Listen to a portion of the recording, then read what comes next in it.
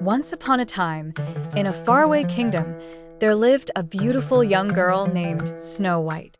Her skin was as white as snow, her lips as red as blood, and her hair as black as ebony.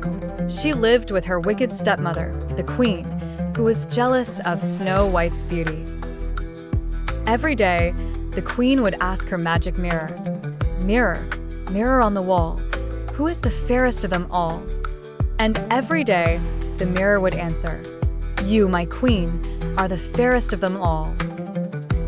But one day, the mirror responded differently.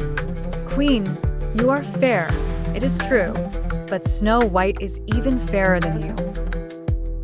Filled with jealousy and rage, the queen decided she must do away with Snow White. She ordered her huntsman to take Snow White into the forest and leave her there. However, the huntsman, unable to harm the innocent girl, left Snow White alone in the forest. Lost and frightened, Snow White wandered through the trees until she stumbled upon a small cottage. Inside, she found it messy and cluttered, as if 7 little children lived there. Tired and worn from her journey, she tidied up, then lay down on one of the small beds and fell asleep.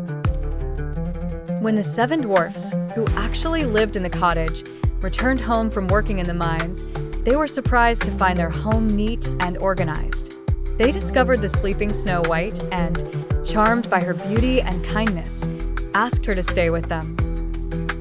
In return, Snow White took care of the dwarfs, cleaning and cooking for them.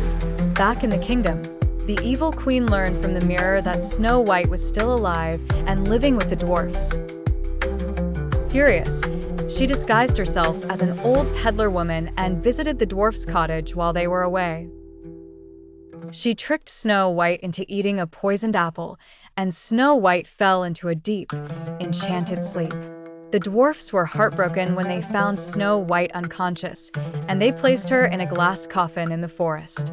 They mourned and watched over her day and night.